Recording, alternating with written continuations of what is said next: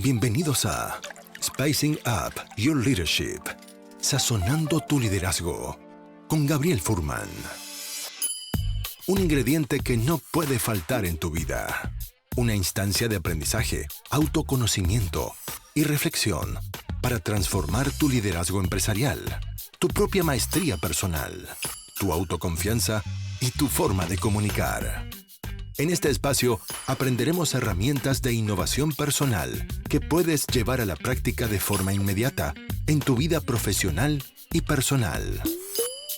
Te invitamos a este delicioso y aromático viaje de inspiración para la acción, donde podrás saborear hoy lo que lograrás ser mañana. Los ingredientes ya los tienes. Ahora llegó el momento de descubrirlos y pasar a la acción. La mesa está servida. Sean bienvenidos.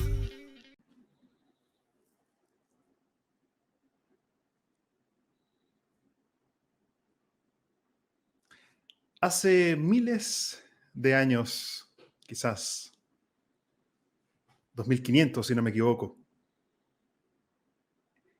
en la Grecia antigua había una frase que estaba grabada en el oráculo de Delfos. Y ahí decía: conócete a ti mismo. Y esa es una enseñanza que siempre estuvo presente en la cultura griega. Conócete a ti mismo. Creo que la invitación ahí es justamente al autoconocimiento. Pero hoy, 2000 años después de que el oráculo de Delfos ya nos decía, conócete a ti mismo, ¿cómo hoy, en el 2022, podemos usar el autoconocimiento para enfrentar un mundo que muchas veces nos desconcierta y no sabemos cómo lidiar con él, con la incertidumbre, el cambio permanente, la crisis a nivel global, a nivel social, una crisis de las identidades? ¿Cómo podemos usar justamente el autoconocimiento para enfrentar un mundo que permanentemente cambia? Justamente para eso, en este episodio tengo el privilegio de poder conversar con Diego Bravo, profesor de la Universidad Adolfo Ibáñez, para explorar cómo el autoconocimiento puede ser una herramienta pragmática, simple y poderosa para liderarnos a nosotros mismos y también nuestras organizaciones. Diego, te quiero dar la bienvenida a este espacio y gracias por estar aquí con nosotros. Muchas gracias, Gabriel. Muchas gracias por invitarme. A ver si puedo aportar en esta conversación. Genial, gracias por estar aquí. Yo quería comenzar con una pregunta muy simple. ¿Qué haces tú profesionalmente? Bueno, yo profesionalmente hago varias cosas. Mi razón de ser es ser profesor en la Escuela de Negocios de la Adolfo Ibáñez. Ahí me he especializado en desarrollo de habilidades directivas. En concreto, ahí hago varias funciones, la verdad. Lo que más hago es probablemente dar clases en programas de posgrado, en un curso que quienes hayan estudiado negocios les va a sonar muy conocido, que es comportamiento organizacional, donde vemos modelos teóricos, herramientas y metodologías para trabajar con personas. También doy cursos ya más centrados, aún más centrados en temas de habilidades directivas, como trabajo en equipo. También he desarrollado unos cursos muy interesantes que damos en el MBA sobre marca personal, personal branding, que tienen todo un foco muy potente en temas de autoconocimiento. También hago investigación en temas de comportamiento organizacional. Tengo unos equipos muy interesantes con los que hemos publicado papers buenos papers, sobre todo este último tiempo. Y desarrollo fuera de la universidad también toda una carrera relacionada con coaching de alta dirección. Trabajo en temas de desarrollo profesional, con coaching de alta dirección, gerentes generales. Me he especializado en eso, sobre todo teniendo unos coaches del amplio LATAM. ¿Sí? Trabajo con coaches de varias partes de América Latina, bueno, también con algunos de otras partes de Europa, en fin. Y también trabajo en temas de consultoría en gestión estratégica para empresas. Básicamente mi Ok. tema son las personas, enseñar sobre personas e investigar sobre personas. Qué genial, gracias por compartir eso y me conecto también con esa pasión por no solamente por el aprendizaje permanente, sino que también en cómo facilitar el crecimiento de otros. Creo que yo Así personalmente tengo es. la convicción de que ahí está la clave justamente para un desarrollo sustentable a nivel organizacional y también global. Así que De gracias por acuerdo. compartir eso y declaro también que me conecto emocionalmente también con eso. Qué bien, excelente.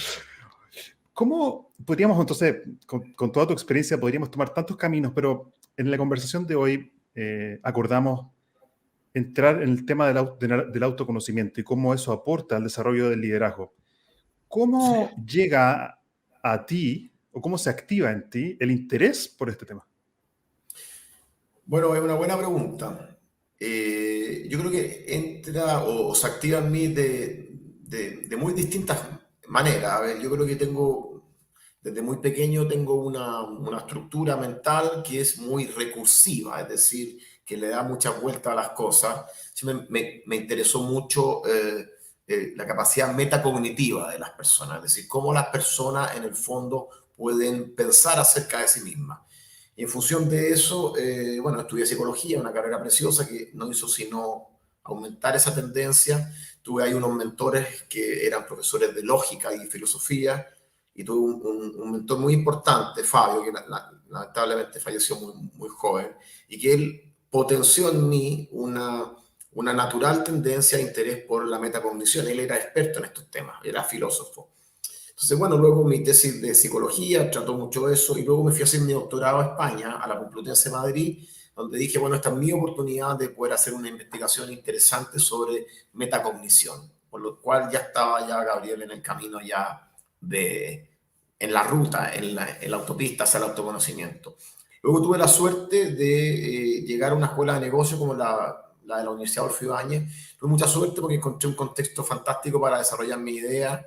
Fueron muy acogedores con los temas que yo traía y que en ese momento, estoy hablando hace ya unos 15 años atrás, eran relativamente novedosos.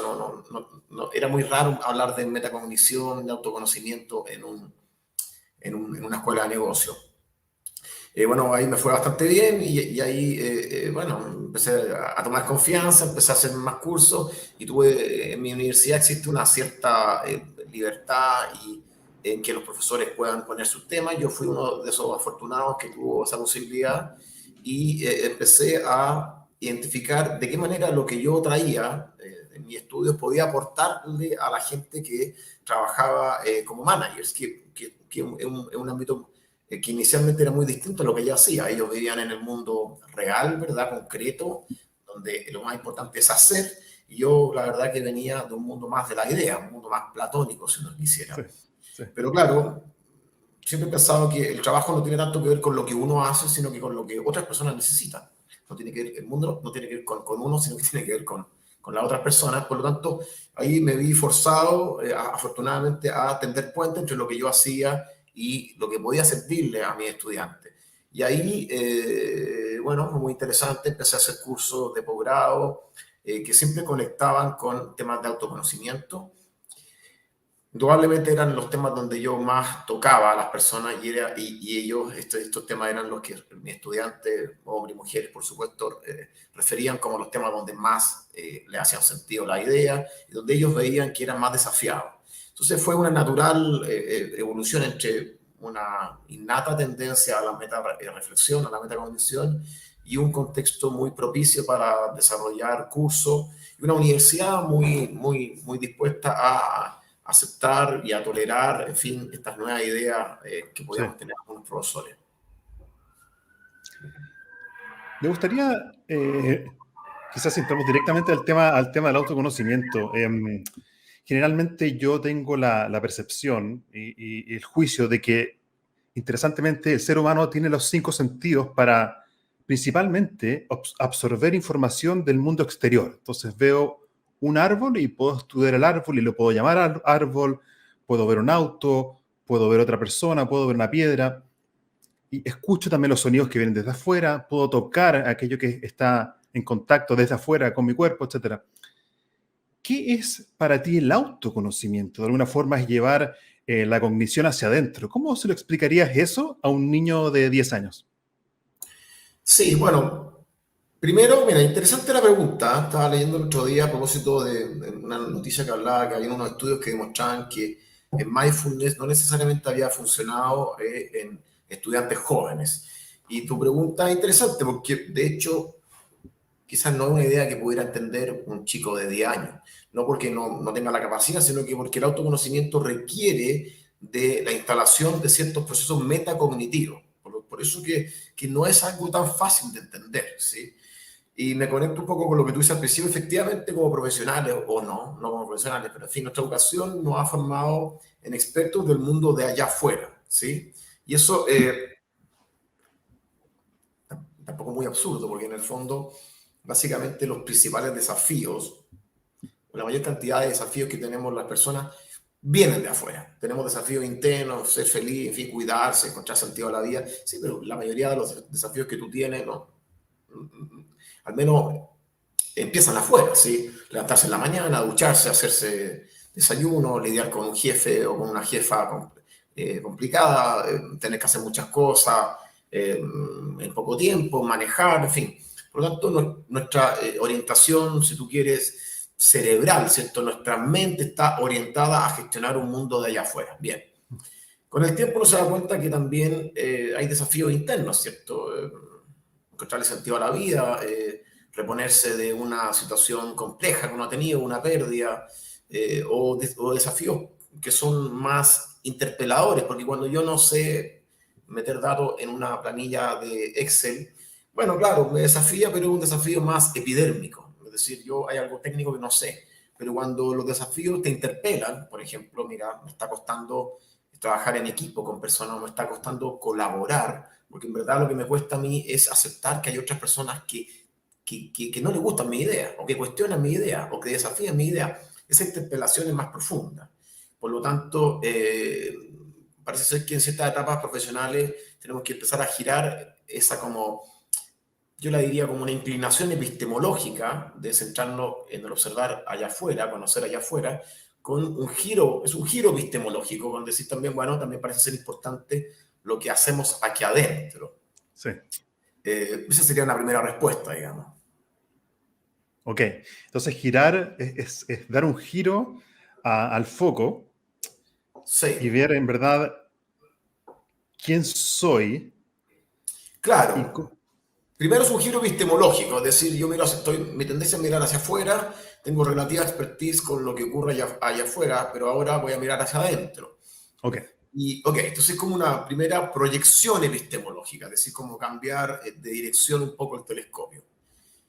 Sí, pero el autoconocimiento no es meramente un ejercicio contemplativo, es decir, no es mirarme al espejo. El autoconocimiento es un ejercicio activo, porque en el fondo cuando yo me miro al espejo, yo veo mi cara, veo mi rostro, veo mi arruga, veo en fin, mis canas, en fin. Sí, pero el autoconocimiento es una observación activa, es decir, yo necesito conectar en el fondo lo que estoy viendo, y esto lo explico así, es conectar tu ser con tu hacer, es decir, quién eres tú, y cómo ese que tú eres se conecta con lo que tú haces, con tus prácticas en concreto. ¿Cómo Sí. soy yo? Una persona introvertida no, y un poco huraña de las relaciones, perfecto. ¿Cómo se conecta eso con tu práctica, con tu forma de ser? Bueno, en fin, sí, mira, me ha costado ser amigo, en el trabajo me cuesta un poco, qué sé yo, relacionarme con personas y también cuando quiero buscar pareja, también me ha costado porque me cuesta un poco más. Eso es conectar tu ser con tu hacer. Puedo ser, otro ejemplo podría ser al revés, podría ser, soy una persona demasiado extrovertida, me gusta estar siempre en contacto con las personas, ese es mi hacer. ¿Sí? ¿Eso cómo se conecta con tu hacer? Bueno, soy muy bueno hablando, soy muy bueno conectando, pero a veces no soy tan bueno escuchando. O Sí. a veces, qué sé yo, me aburro cuando tengo que estar en algo muy monótono. Eso es un ejercicio mínimo de conectar quién tú eres con lo que tú haces. Me parece genial esa definición y creo que ahora estoy empezando a entender mucho más con lo que tú me compartes. Es conectar mi ser con mi hacer. Es decir, Claro, ¿quién soy yo? ¿Cómo estoy siendo yo? ¿Cuál es aquí usando palabras mías que quizás tú no has dicho, pero cuál es mi estado interior que genera un cierto hacer y por lo claro, tanto un cierto resultado? claro. Es como, yo digo que la regla de oro es conectar quién soy con la vida que tengo. Esto es como cuando Albert Mm, Camus decía que la vida es la suma de todas tus decisiones. En el fondo, este comportamiento organizacional se explica como un locus de causalidad interno, es decir, yo creo, locus, lugar, causa. Yo creo que las cosas que me ocurren se causan internamente, ¿sí? O yo creo que las cosas que ocurren se causan externamente, un locus de causalidad externo. Es decir, ¿a quién le echo la culpa de mis éxitos y de mis fracasos? Yo tengo un locus de causalidad interno, no estoy seguro qué es lo que filosóficamente causa qué cosa, pero yo intento siempre vivir en el mundo de las ideas, pero también en el mundo muy, muy concreto. En el mundo de la idea no tengo tan claro qué causa a qué cosa. De hecho, las personas que hacemos investigación sabemos que es muy difícil, casi imposible establecer causalidad. Pero también me gusta vivir en el mundo concreto. Y en el mundo concreto, ciertamente, si tú quieres cambiar las cosas, es mejor tener una postura de locus de causalidad interno. No sé sí, qué causa las cosas, pero aquí estoy yo conmigo mismo. Por lo tanto, yo siempre intento conectar quién soy con la vida que tengo. Yo creo genial. que eso te abre posibilidades de acción, porque si tú crees que las cosas dependen de elementos que están ajenos a tu voluntad, a tu quehacer, tienes menos control. A mí me gusta pensar que tengo cierto control sobre mi vida, asumiendo con humildad que uno, por supuesto, no tiene todo el control, pero prefiero tener más control que menos control. Creo que está genial eso y hay una pregunta que a mí me ha servido muchísimo también en los programas que yo he desarrollado, que es la pregunta que invita al participante y yo a mí mismo en mi propia vida también a tomar responsabilidad de ser mi protagonista también. Porque Claro, la pregunta al final, creo que siempre hay factores que están fuera de nuestro control y factores que están dentro de mi control. Pero la pregunta que creo que desafía y activa la responsabilidad es, ¿qué está dentro de mi control o influencia a hacer frente claro. al desafío que estoy enfrentando? Esa pregunta creo que es incómoda a mi Incómoda, por gusto. supuesto. Es incómoda Claro, porque, bueno, por razones obvias, porque, claro, porque esa pregunta en el fondo también te conecta con una lógica como de accountability. O sea, es sí, decir, en el fondo, ¿a quién le echamos la culpa? sí, Y es incómoda. Pero sí, también, en el fondo, como yo siempre explico en clase, que la mayoría de las cosas importantes que uno hace en la vida son difíciles. Tener hijos, tener pareja, estudiar, aprender, sobreponerse. Las cosas difíciles, las cosas importantes son difíciles, porque si fueran fáciles, probablemente no las valoraríamos, ¿no? sí, sí, sí. Está genial eso.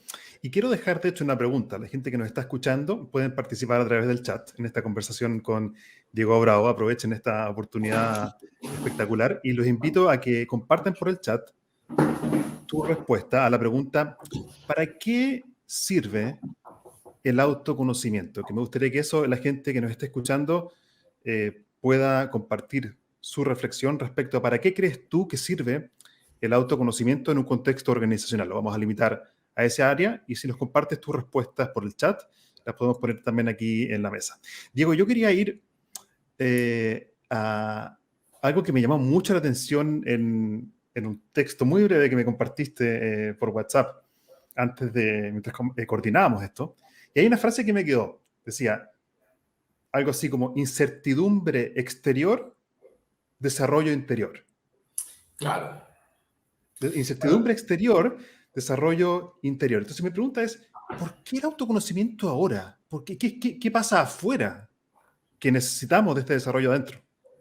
Bueno, pasan varias cosas, varias cosas. Primero,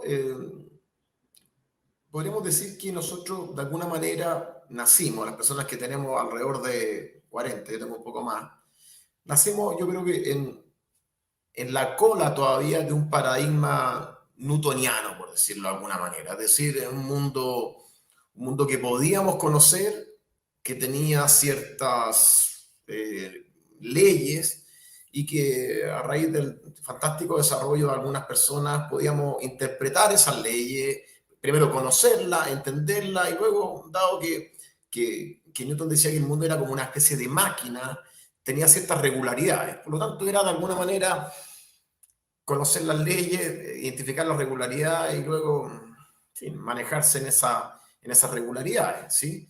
Claro, pero yo creo que realmente estamos frente a un cambio paradigmático a ver, es difícil identificar cuándo este cambio de era ha ocurrido. Es difícil ponerlo en una fecha porque tiene que ver con una serie de fenómenos. La globalización, que empezó hace muchos siglos, pero que se ha agudizado los últimos, no sé, probablemente después de la Segunda Guerra Mundial, donde se empieza ya a pensar de manera más global, como un driver muy significativo, la globalización, por cierto. Pero también durante los últimos 15, 20 años hemos visto un boom de la tecnología que ha generado un montón de elementos. Primero, ha dinamizado mucho la economía. ¿Sí? Una economía del conocimiento es mucho más dinámica que una economía de las cosas. Yo puedo crear algo hoy día a la mañana, lo pongo en un correo, lo envío y en la tarde puedo crear la aplicación y la puedo poner en Australia. Entonces,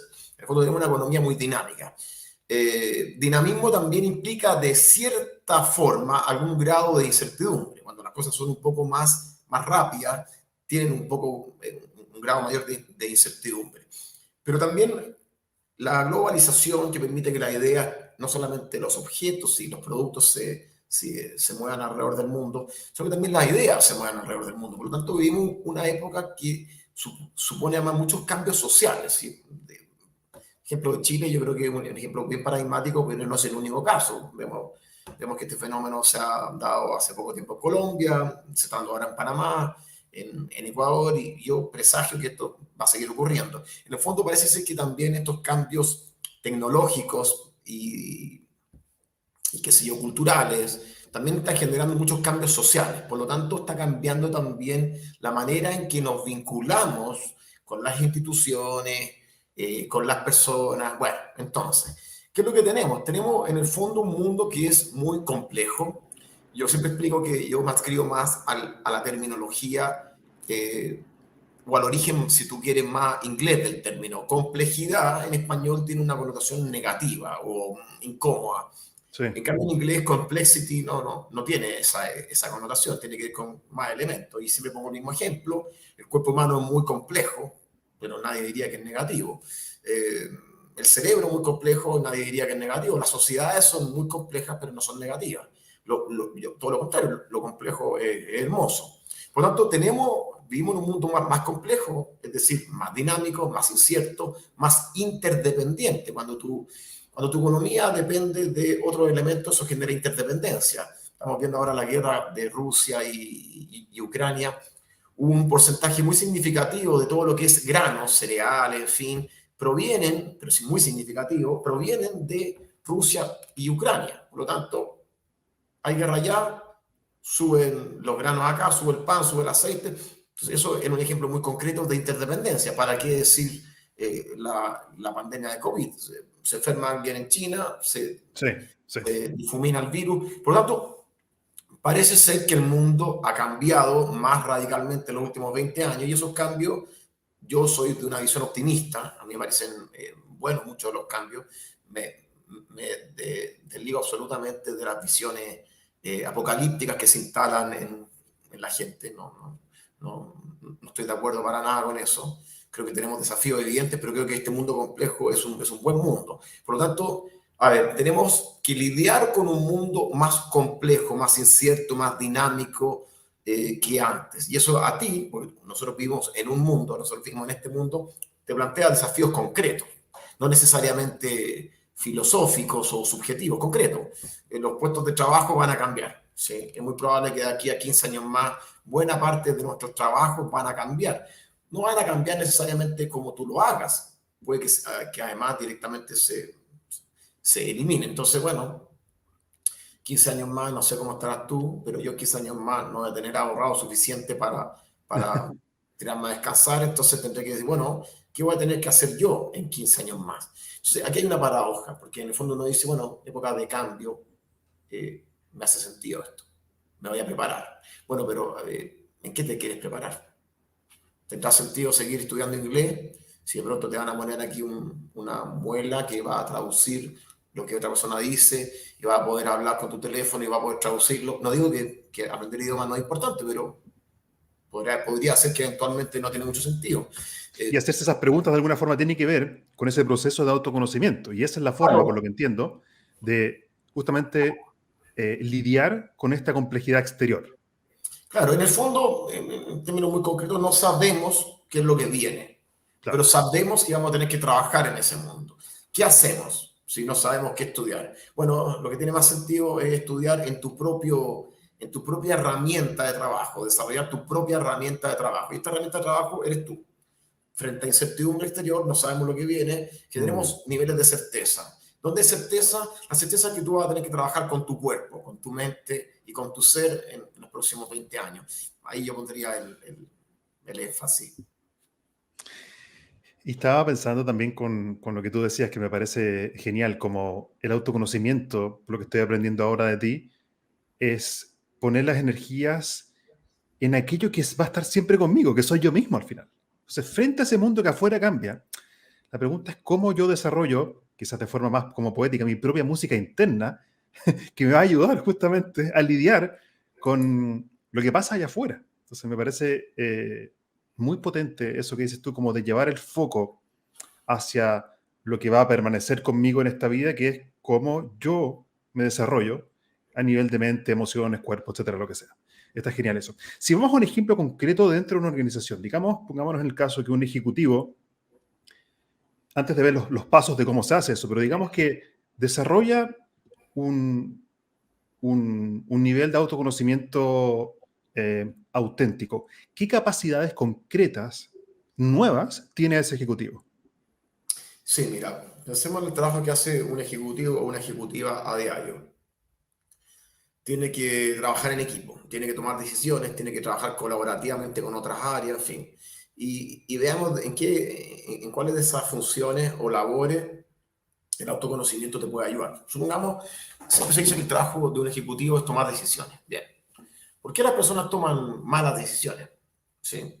Bueno, por una serie de razones. Porque resulta que nosotros pensamos que nuestra mente es una máquina racional, una herencia cartesiana, pudiéramos decir, ¿verdad? Que somos razón y emoción. Entonces, nosotros pensamos que nos aproximamos a una realidad, hacemos un análisis absolutamente racional de eso, porque yo soy gerente, porque estudié afuera, porque tengo un posgrado, porque soy ingeniero, y en base a eso yo tomo decisiones. ¿Sí?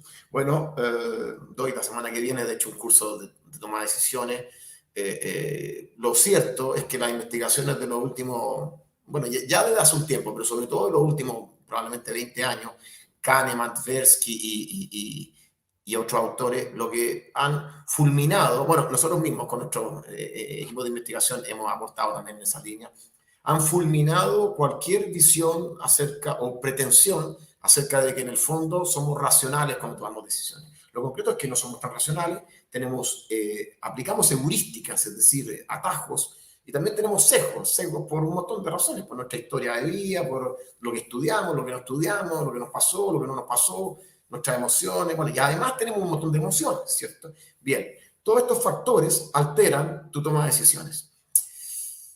¿Cómo vas a poder tú dimensionar la calidad de tu toma de decisiones si no eres consciente de que hay algunos elementos que te están afectando tu sano juicio? No tu sano juicio, tu juicio racional o la Claro. pretensión de tu juicio racional. ¿Sí? ¿Cuáles son tus sesgos? ¿Tienes más sesgos hacia las mujeres? ¿Tienes menos sesgos hacia las mujeres? ¿Tienes, por ejemplo, más sesgo hacia los que estudiaron en tu carrera, en tu universidad? ¿Tienes más sesgo hacia las personas que manejan números? ¿O reconoce con humildad que tienes todos los sesgos que tenemos las personas? Que buscamos personas más parecidas a nosotros, que las personas que nos parecen más guapas, al final nos pueden parecer que tengan la mejor idea, y las personas con las que nos identifiquemos más patrones comunes, también te parecen Claro. más inteligentes, en fin. Ahí conectarse con la humildad que propia de un sistema nervioso fantástico, pero imperfecto. Entonces, hay un ejemplo de cómo el autoconocimiento te puede mostrar más o menos cuáles son las debilidades de tu herramienta de trabajo. Si lo llamo a otro ámbito, pudiéramos ver que, por ejemplo, los problemas que tienen las personas para desarrollar trabajo más colaborativo. por ejemplo, empoderar más a sus pares o directamente trabajar en equipo. Esos problemas no se dan porque la persona no entienda cómo trabajar en equipo o no sepa cómo empoderar. Sí, empoderar es fácil, empoderar es decir, Juan, Margarita, ustedes van a empezar a hacer esto. Y trabajar en equipo tampoco en la práctica supone demasiado, cognitivamente demasiado esfuerzo. Las dificultades tienen que ver con nuestras ideas instaladas, ¿cierto? Mm. Con nuestros prejuicios instalados, con nuestras visiones del mundo, ¿sí? Si mi visión del mundo es que las personas necesitan que yo esté sobre ellas, las esté apretando, porque si no, no trabajan. Eso es una idea que tú tienes instalada. Imagínate cómo te va a afectar eso a la hora de trabajar colaborativamente. Tú vas a trabajar colaborativamente con una idea instalada, que es que las personas son flojas o que necesitan que las aprieten, que las presiones. Bueno, Sí. tú vas a trabajar con esa idea y te encuentras con un mundo que o que no es así, o que a las personas que no les gusta que las presionen, o que en fin, o que desconfíen de ella. Bueno, y ahí ese tipo de dificultades bloquea tu capacidad para trabajar en equipo. Bien, eso no sacan nada leyendo un libro sobre cómo trabajar en equipo. El tema es qué ideas instaladas hay en mí, no en ellos, en mí, que me están bloqueando mi capacidad de trabajar en equipo. No confiar en las personas, a partir de que tal vez una mala experiencia que tuve. Esos son ejemplos concretos de cómo el autoconocimiento puede ayudarte a destrabar ahí algunos, qué sé yo, algunos Sí. nudos. Me parece muy interesante porque es de alguna forma, y usando las palabras que tú usaste, como hay ciertas ideas que están instaladas en mi forma de interpretar el desafío que estoy teniendo, que son parte del desafío también. Hmm. Creo que hay una frase, creo que se le atribuye a Einstein, que dice que la forma en que vemos el problema es parte del problema también. Y estoy Claro, entendiendo. ¿Ah? claro, porque en el fondo no existen, la pretensión de que el sistema nervioso reproduce fielmente una realidad exterior allá afuera es ingenua, es por lo menos ingenua. No ocurre Claro, así. No tenemos claro. una cámara fotográfica en el cerebro. Nuestro cerebro en el fondo construye realidad. Sí, No proyecta una realidad, no es un proyector. No. El genial. cerebro es un constructor de realidad. No solamente el cerebro. Tus sistemas perceptivos por sí solos, antes incluso de que envíen la información al cerebro, ya han modulado la realidad. No sé, yo y mis hermanos, por ejemplo, somos todos daltónicos. Yo no veo los mismos colores que ves tú.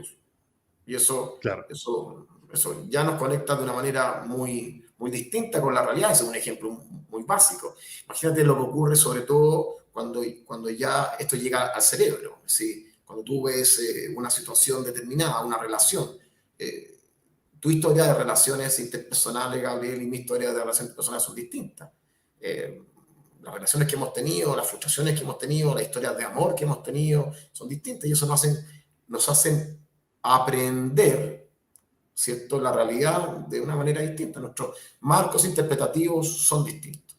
Por lo tanto, no es posible pensar que nos acercamos a una realidad así como teórica, limpia, pura. Esta idea que alguna gente dice, mira, yo soy una persona muy objetiva, no existe eso, no tiene ningún sentido. Quiero leerte, Diego, un par de comentarios que me parecen muy interesantes de Cindy Bordick. Dice, el autoconocimiento en el contexto organizacional nos sirve primero para estar en las organizaciones donde vamos a estar cómodos y por lo tanto podemos desarrollar nuestras competencias y aportar. Pero también nos permite gestionarnos en la organización, aportar, crecer, destacar y ayudar a la organización a gestionarse. Y también dice, justo de lo que hablábamos ahora, dice, recuerdo un profe que decía, el mapa no es el territorio. De hecho, eso es interesante lo que dice Cindy, eso es uno como de los pilares o presunciones de la PNL también, que el mapa no es el territorio, que es lo que hablábamos también. Pero navegamos por los mapas, ese es el tema, navegamos con los mapas que tenemos de alguna forma, no con el territorio. Y Bueno, dice, muy la bien. vida... ¿Ah? Muy bien, porque además yo creo que sé quién es ese profesor al que referencia Cindy, fue Sí, profesor mío. Ese ya. profesor es Eduardo Llanos, seguramente ella Ah, puede ser. se refiere a él, y profesor Eduardo Llanos en psicología nos enseñaba que esta es una frase de Korzybski. En el fondo, Sí, Una cosa es tu teoría y una cosa es la realidad, por supuesto. Y claro, porque en el fondo es muy simple. Cuando uno va hacia adentro, ¿verdad? Eso también te permite entender ir hacia afuera y básicamente ir hacia adelante. Es decir, no solamente vamos hacia adentro para entender cómo llegamos acá, sino que también para poder proyectarnos hacia adelante, es decir, hacia dónde quiero ir yo, sí. ¿sí? En el fondo, hacia dónde quiero avanzar, ¿sí? Uno abre, digamos, esta puerta del autoconocimiento no solamente para interpretar hacia atrás, sino que también hacia adelante, hacia dónde quiero seguir, ¿sí? Está Y genial nadie eso, me porque puede... muchas veces se puede interpretar el autoconocimiento como simplemente una actividad, quizás hay prejuicios, ¿sí? ¿Cierto? Quizás como de los empresarios que quizás están más anclados en una forma más newtoniana, ¿cierto? De ver la empresa más mecanicista, como que esto es de alguna forma quedarse pasivamente reflexionando y contemplando, pero no tiene que ver con las acciones afuera. Y yo estoy entendiendo ahora que no, que justamente voy hacia adentro para luego ejecutar también hacia afuera. Me parece genial eso. Oye, Sí, y Diego, si vamos para empezar a bajar justamente del mundo de las ideas a la práctica, con el tiempo que nos queda, ¿cómo en la universidad o en todo tu trabajo, qué ejercicio práctico, simple y accionable una persona podría hacer para empezar a desarrollar el autoconocimiento? ¿Cómo se hace esto? sí, bueno, varias cosas. Si partimos, si recordamos lo que les comentaba al principio, que esto tiene que ver con una mirada no contemplativa, no estamos viendo un cuadro, sino que con una mirada compleja, activa, entendemos que el ejercicio del autoconocimiento tiene que ver con conectar, ser y hacer. Por lo tanto, ahí los ejercicios que trabajamos con mis estudiantes tienen que ver con eso. Entonces, por ejemplo, a ver, bueno, creo que entiendo que luego Gabriel, van a poder tener acceso a mi LinkedIn. Ahí van a ver varios posteos míos y varias herramientas que yo he colgado en mi LinkedIn. A ver, varias cosas. Primero, hemos desarrollado con mi equipo un test de autoconocimiento fantástico, recién, hace unos 3 meses, un test que se llama búsqueda de autoconocimiento. Es decir, cuánto tú buscas el autoconocimiento. No es un test que mide cuánto autoconocimiento tú tienes, porque eso es muy difícil de evaluar, pero sí cuánto tu tendencia hacia. Entonces, es un test que además es fantástico porque ya tiene normas, nos permite tener normas y te remite un informe automático. Tú lo contestas y remite un informe automático, gratuito, en fin, y los resultados no usamos esos correos para nada más que para eso, ¿no? En fin, o sea, eso. Luego, la mayoría de los ejercicios que hacemos tienen que ver con generar en clases algún ejercicio y luego hacer la conexión. Por ejemplo, nos conectamos con cuáles han sido las decisiones más importantes que tú has tomado en tu vida. Las 7 decisiones más importantes. Y luego, a partir de esas 7 decisiones, conectarlas con cómo explican esas 7 decisiones que tú estés aquí. Y el aquí es aquí. O sea, en este caso sería yo sentado al frente tuyo, Gabriel, un día 20 de julio a las 11:38 minutos. ¿Cómo se explica? Yo diría, bueno, nací aquí, nací en una familia, estudié esto, hice esto otro, luego me casé, no me casé, tuve hijos, estudié, me invitaron, me hice un doctorado, en fin. A partir, ¿cómo puedes explicar tu vida a partir de esas 7 decisiones? Si tú te fijas, eso es conectar tu ser con tu hacer. Está conectando quién eres tú a partir de lo que has sido. Un ejercicio, por ejemplo, que hacemos también tiene que ver con, porque aquí hay una paradoja. Uno dice autoconocimiento, sí, pero autoconocimiento no quiere decir autosuficiencia, perdón. Es decir, otras personas me pueden ayudar a conocerme a mí. Mira qué interesante. Yo no puedo verme la espalda. Es como cuando uno tiene, no sé si te ha pasado que uno no sabe si tiene un hoyito ahí en el chaleco o algo, una mancha, y uno le dice a alguien, oye, tendré una mancha, tú estás pidiéndole a otra persona que te esté ayudando a ver algo tuyo.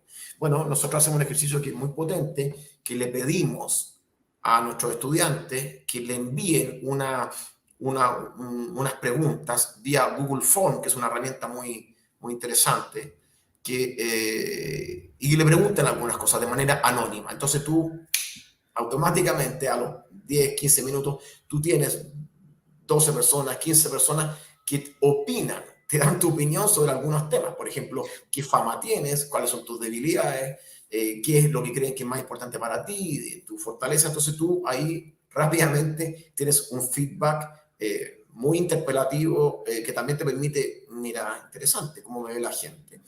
Y bueno, y otro ejercicio también, ya que hablamos que el autoconocimiento tiene que ver también con hacia dónde quiero ir yo. Entonces también tenemos ejercicios de future self, de construcción de futuro. Cuando hablamos, por ejemplo, de autoconocimiento, también nos conectamos con, somos nosotros y nuestras redes. ¿Quiénes son mis redes? Y ya que hay que conectar ser y hacer, bueno, ¿qué puedo hacer con mis redes de contacto? ¿Te fijas? Que el ejercicio es básicamente ver algo de la realidad y luego conectar cómo esa realidad explica tu presente y sobre todo explica tu futuro. ¿Qué posibilidades te abre? Gracias por compartir esos ejemplos prácticos, porque creo que ayudan a pasar del saber al hacer, de la inspiración a la transformación. Sí. Creo que es justamente en esos ejercicios que, que me parecen simples, por lo menos de entender, quizás no tan fáciles de hacer, porque requiere una búsqueda interior. Aprecio mucho que hayas compartido eso para que esto no solamente quede en una charla inspiracional. Me gusta mucho ese enfoque tuyo como de bajar esto, ok, cómo se sistematiza para que efectivamente ocurra algo dentro de la persona que está haciendo este ejercicio. Y se entrena y es una práctica, creo yo. Sí, lo que pasa es que en el fondo las personas, sobre todo las personas que trabajamos con, siendo profesores o coach, en el fondo siempre tenemos que entender que el protagonista de la historia no somos nosotros. Los protagonistas son nuestros estudiantes o nuestro coaches, en fin. Por lo tanto, está bien, uno tiene una visión teórica, una formación, pero el protagonista no es uno. El rol de profesor o de coach se materializa en el ejercicio con el otro, ¿sí? Entonces, en el fondo, lo que tú tienes que procurar es conectar con el mundo del otro. Y el mundo de los otros, en mi caso, son ejecutivos y ejecutivas que no estudiaron psicología ni filosofía y que de hecho tampoco les importa mucho ese tipo de cosas. Lo que ellos buscan es hacer mejor su trabajo. Y por lo tanto, mi gran esfuerzo siempre es intentar conectar lo que yo hago, en el fondo, con lo que ellos necesitan. Y esto tiene que ver con conectar un mundo de la idea con un mundo de las cosas. Mi formación, mi vida, mi primera parte de mi vida me conectó muy bien con un mundo de la idea, pero el mundo donde yo he decidido desarrollarme profesionalmente es un mundo de los managers. Y los managers piensan, por supuesto, pero lo que más hacen es gestionan, resuelven cosas, toman decisiones, hacen. ¿De qué manera yo puedo aportar del mundo de la idea, de alguna manera, suena pretencioso el mundo de la idea, pero de un mundo más teórico, al mundo de ellos, que es un mundo de manager, de hacer, y ahí está mi corazón, en el fondo, conectar ahí con Sí, eso. genial. Sí, para ir cerrando esta conversación, si llevamos el foco a tu vida personal, ¿qué práctica de desarrollo del autoconocimiento practicas tú en tu vida que ha tenido un impacto importante? Sí, mira, yo siempre me aplico todo lo que hago en clase, es una buena práctica que hago. Por lo tanto, los ejercicios que pedí o que le pido a mis estudiantes que lo hagan, yo lo hago. Si hago una escala de autoconocimiento, me la aplico y leo el informe, en fin. Y bueno, básicamente lo que yo intento hacer siempre es, para conocerse uno mismo, tiene que buscar los espacios para estar solo, ¿sí? Esos espacios para estar solo tienen que ver con, bueno, a mí me gusta mucho el deporte, hacer deporte, leer, caminar, en fin, y darse los espacios de conectar, ¿sí? Y como tengo una natural inclinación a la metacognición, la verdad que siempre me estoy preguntando cómo me salió esta clase, cómo me salió esta charla, cómo podría mejorar en el fondo mi relación con mi pareja, cómo podría yo mejorar mi manera de comunicarme, mi manera de tomarme el trabajo. Tengo una natural tendencia a la metacognición que me ayuda de alguna manera. No sé si me explico, Sí, mi biología es un poco metacognitiva, ¿sí? No por capacidad, sino que por interés. Siempre me gustó mucho esta recursividad mental. Pero si tuviera que ayudar a las personas a avanzar ahí, claro, tú necesitas para el autoconocimiento primero estar solo. Quitarle hora al Instagram y ponerle hora a tus propias reflexiones, ¿no? Creo que en la soledad es cuando realmente nos encontramos a nosotros mismos. Es potente eso, pensarlo así, como la paradoja de la soledad. Así lo veo yo también. Estudié filosofía y recuerdo haber estudiado el tema de la soledad y creo que en la soledad es como un espejo porque ahí es donde realmente puedes escucharte. Ese diálogo interior, tus emociones, tu corazón, tu cuerpo, que no es un trabajo fácil, más no por eso poco importante, todo lo contrario. Diego, yo quería ir cerrando esta conversación y preguntarte lo siguiente. Para aquellos que quieren saber más acerca de tu trabajo, investigaciones, herramientas, ¿cómo pueden hacerlo? Bueno, yo creo que quizás lo mejor sería compartir mi LinkedIn, mi LinkedIn, ahí pueden ver un montón de posteos. De hace un tiempo ya he posteado muchas cosas sobre herramientas, sobre mis clases, las pongo muchas veces en formato video, tengo algunas charlas ahí en YouTube que van a poder ver, pero lo remitiría, Gabriel, a mi LinkedIn y ahí, en fin, yo muy prontito, en los próximos días vamos a volver a publicar ya de una forma masiva nuestro test de autoconocimiento. En fin, creo que la mejor manera sería estar ahí conectados por LinkedIn. Genial. Y solamente para cerrar y tomando justamente la herramienta de la metacognición, si tú miraras esta conversación que nosotros tuvimos estos últimos 47 minutos, desde una perspectiva meta, ¿cierto? Como desde arriba, desde afuera, ¿con qué te quedas? Bueno, siempre que me invitan, esto es algo más íntimo de pronto, pero siempre que me invitan a algún lado, yo me siento muy, muy, muy, muy honrado, esa es la verdad. Entonces, me parece que mi lugar en el mundo, mi profesión es preciosa, me encanta, soy un enamorado de eso. Encuentro que es un honor que las personas te inviten o te pidan tu opinión, siempre en cualquier contexto. Por lo tanto, mi emoción es de gratitud, en fin, de sentirme honrado, de estar muy contento. Luego evaluaré en mí mismo cómo lo podría haber hecho mejor, Gabriel. Pero de momento mi emoción es de mucho agradecimiento, en fin, me parece fantástico que estos temas se traten más en las organizaciones y si me invitan a mí a hablar de algunos de estos temas, me siento honrado. Para mí fue un placer y un honor poder tenerte y como les digo a mis invitados, hemos inmortalizado otra conversación más de calidad, a mi juicio. Así que te agradezco también, Diego, por haber sido parte de este espacio de reflexión para la acción. Excelente, Gabriel. Muchas gracias. No sé si quieres que te comparta nuestro link, mi link de perfil o a través Lo de mejor que se puede hacer es que, como esto está en LinkedIn Live, tú abajo del video puedes dejar ahí toda la información que quieras. Perfecto, Gabriel. Nuevamente, muchas gracias. Ha sido un agrado conversar contigo. Un abrazo. Me despido con mucho cariño. Gracias. Chao. Chao.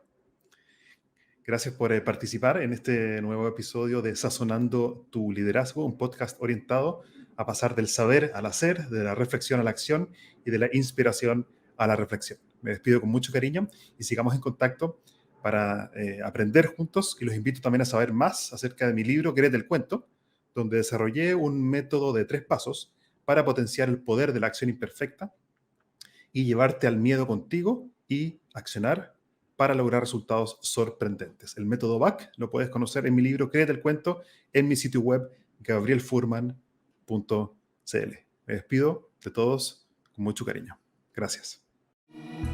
Hasta aquí llegamos por hoy con otro capítulo de Spicing Up Your Leadership, sazonando tu liderazgo con Gabriel Furman.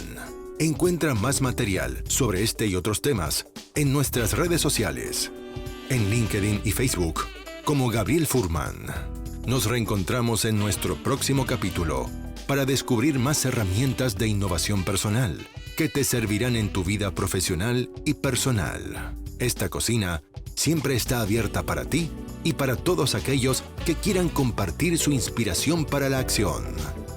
Hasta la próxima.